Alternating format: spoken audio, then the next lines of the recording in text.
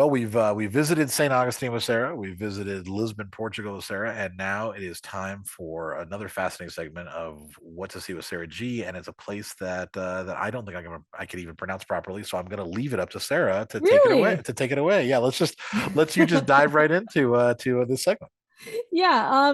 I guess the spelling of this one can get a bit confusing. This week, let's explore Oaxaca City. It has a couple of names, so I guess that's also the confusing part. Oaxaca actually doesn't start with a W either. Like you would think it would sound. It sounds like it starts with a W. It's Yeah, absolutely. Oaxaca is Oaxaca.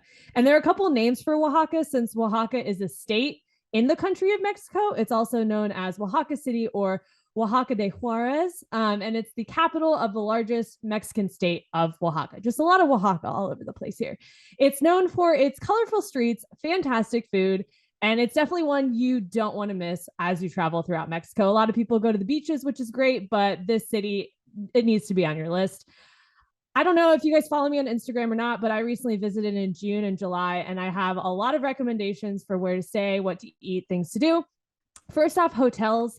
I stayed at Casa Hotel de Sotano, which is walking distance to some amazing restaurants and the main square where the famous church Templo de Santo Domingo is located. I love this hotel because it really had some fantastic views from the rooftop jacuzzi, and there were a lot of spots to just like chill in hammocks and relax if you didn't want to like go out and explore in the city, which was cool. And then there's another hotel option called Selina.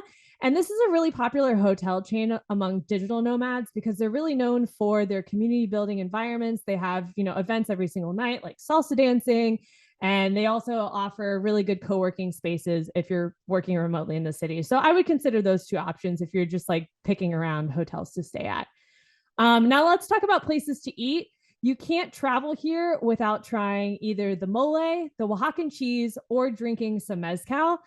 I think it's almost impossible to have a bad meal here, no matter where you are. But I have a couple of places that you have to add to your list with varying prices. So, first off, is probably my favorite place that I just stumbled upon. It's Creolo. It's a little bit away from the main downtown area, and it's a bit of a splurge, but don't let that stop you. They have a 9 course food and drink pairing for about $100 per person. You can also choose to not have the drink pairing with it, and it's around $75. But when you're there, it's like go big or go home. Yeah, I'm going to spend the $100 and just do it. Definitely recommend having a reservation. And this isn't one of those restaurants where you kind of rush in, eat and drink and leave. Expect to be there for like 2 to 4 hours because, like I said, I got a little tipsy. I was like dying in a good way of another drink, another cocktail, and then at the end I was like I can't move. So just pace yourself and give yourself enough time to really enjoy this restaurant and the experience that they provide. The next one is another favorite. It's Levadura de Olla Restaurante. This spot is located in the city center and it's known for traditional Oaxacan cuisine. If you're here, hold your breath, but you have to order the guacamole with crickets. It's like their tradition, one of their appetizers that they recommend, or just get one of their amazing cocktails. Again, if you don't want to get the crickets, think about getting tamales with their mole instead. It's So that's another not a good one. euphemism. That's like those are actual crickets. Yeah, they're crispy little guys in your guacamole. Yeah. Interesting. And you I've tried never it. had yeah, I got Okay, it. okay, I've never had crickets before that, so it was good. It's okay. just different, instead of the tomatoes in the guacamole, you just have crickets. Sure. Okay. All right. All right. It's a great substitute, a little bit more protein, I guess. And then another notable mention is Los Dantes Oaxaca. It's a little bit upscale, but for a reasonable price. I got an appetizer and a main dish for around 20 US dollars. They have a really cool patio space, and it's listed on a lot of like top places to eat as a must eat spot. So if you're around the downtown area, check it out. On for things to do on your first day, I definitely recommend doing a free walking tour of the city. It's really going to give you a good lay of the land and provide you with a lot of background information so you can really know a lot about other areas during the rest of your trip. And even though the tour is free, I really think you should carry cash so you can tip your guide at the end. Just have a couple of pesos, like 100, 200 pesos to pay at the end. If shopping is your thing, you'll want to try the local, or you want to try local food market instead of just going to a restaurant. You can visit Mercado 20th de Noviembre, or there are a lot of other surrounding markets around the block from that main one.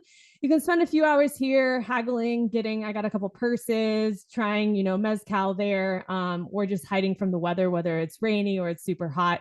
It's a good way to spend a couple hours in the afternoon. Another thing to do, going back to food, is to take a cooking class. That is a really big tourist attraction, is a Oaxacan cooking class. I always look on Airbnb experiences to book things like that, and that's where I ended up booking mine. You really get a local feel because you're cooking in someone's home and you're also meeting other travelers as well. So you'll really feel immersed in the experience and into the culture, which I really enjoyed. And then last but not least, our day trips. If you have a couple extra days in the city, I recommend either visiting the ruins of Mitla or Hirve el Agua. Both aren't far from one another, but could easily be their own trip. They also have, mezcal tasting places where you can go to a farm. I wouldn't say a plantation, but like you can go to the farmland and like see how they make it. That's also coupled into a lot of other day trip tours too. But things to consider, and that is what to see this week in Oaxaca City. Yay. Now, this wasn't the place where you gave yourself heat poisoning, right? From like you got heat sick from the first day No, no, because no, no, you went no. too hard and you That weren't was like that drinking was enough in water. Mexico. That was in Mexico, but that was in the state of Oaxaca, Puerto Escondido. It's a beach Okay, town. That's where I had heat exhaustion and was vomiting for an entire day. So same thing yeah, applies. Drink a lot of water and carry water with you right. because you don't want to be stupid like me.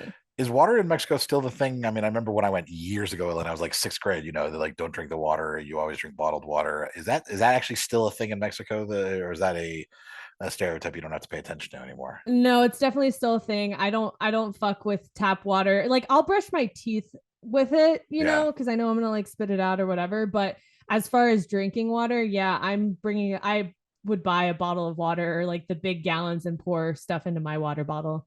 So I'd be Mm. good. Okay, interesting. I do Yeah. remember when I was in Iceland that they had the water coming directly, like all the hotels and everything, the water comes directly from underneath, under the ground, basically. So it's just perfect. Like everyone drinks it, and it's just like because it's just fresh directly from the springs that The Iceland floats best. on. It's just pretty badass. But it's not. Don't do that in Mexico, I guess. So Yeah, I don't recommend doing it in Mexico. Well, and that was the other thing. The first time I really had to worry about the water in Mexico was when I was dying from heat exhaustion.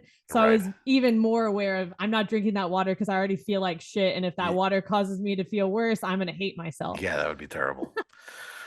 Well, fantastic. That sounds this sounds more exciting to be honest than the rest of the places you've talked about so far. Mostly because I think Okay. it's all about food to me. Like I think like a lot of It times really you're is. talking about walking around in big hills and shit like that, and and so like Lisbon was like, this place sounds much more exciting.